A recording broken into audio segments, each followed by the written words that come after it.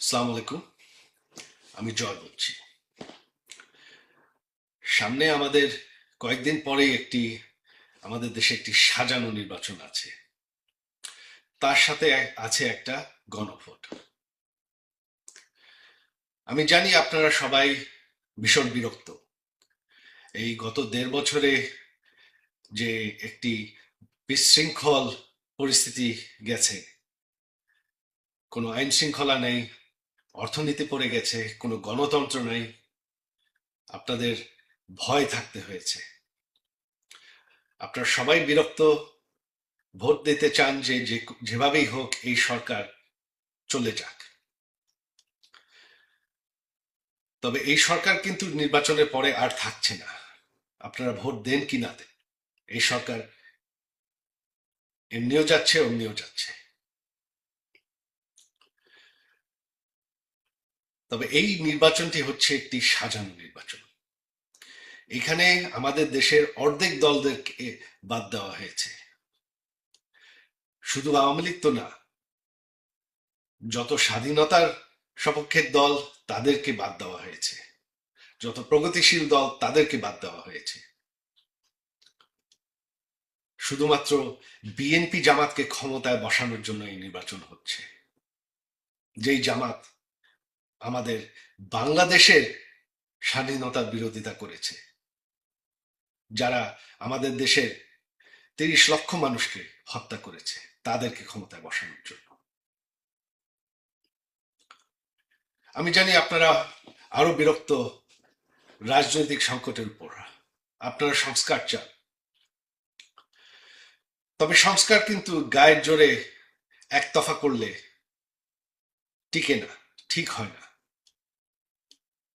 এইটা আমাদের 75-এর পর যারা সামরিক শাসন করেছেন তারাও চেষ্টা করেছে ঠিক সেই গণভোট করে, সংস্কার করে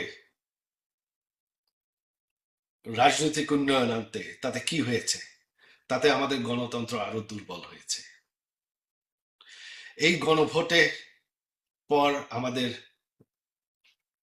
গণতন্ত্র আবারও দুর্বল হয়ে যাবে। রাজনৈতিক সংকট, সংঘর্ষ আবার ফিরে আসবে।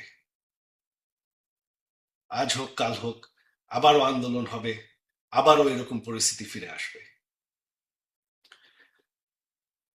গণতন্ত্রের উন্নয়ন হতে সময় লাগে। আমি জানি আপনারা মনে করছেন যে অনেক বছর হয়ে গেছে, তবে আমাদের দেশ কিন্তু এখনো একটি নতুন দেশ, মাত্র 50 বছর বয়স। গণতন্ত্রকে আরো সময় দিতে হবে।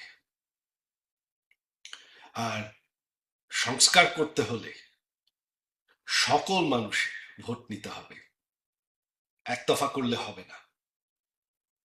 সকল দলকে মতামত নিতে হবে, একতফা করলে হবে না।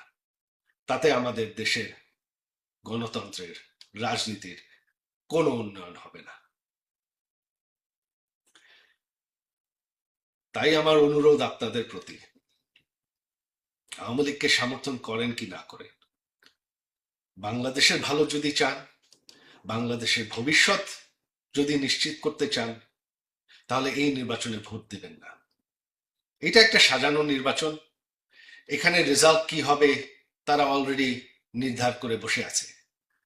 কত শতাংশ ভোট হবে সেটাও তারা আগের থেকেই নির্বাচন কমিশন বলে দিচ্ছে। এটা সম্পূর্ণ একটা নাটক। এই নির্বাচনে ভোট দিয়ে কোনো লাভ নেই।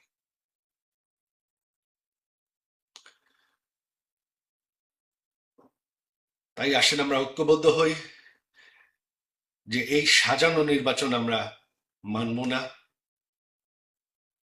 গায়ের জোরের একতফা সংস্কার আমরা মানব না। বাংলাদেশের ভালো চাই, বাংলাদেশের ভবিষ্যৎ নিশ্চিত করতে চাই। সেটাই যদি আপনারা চান, আমার অনুরোধ আপনাদের প্রতি যে এই নির্বাচনে ভোট দিবেন না, দিতে যাবেন না, কোনো লাভ হবে না। জয় বাংলা।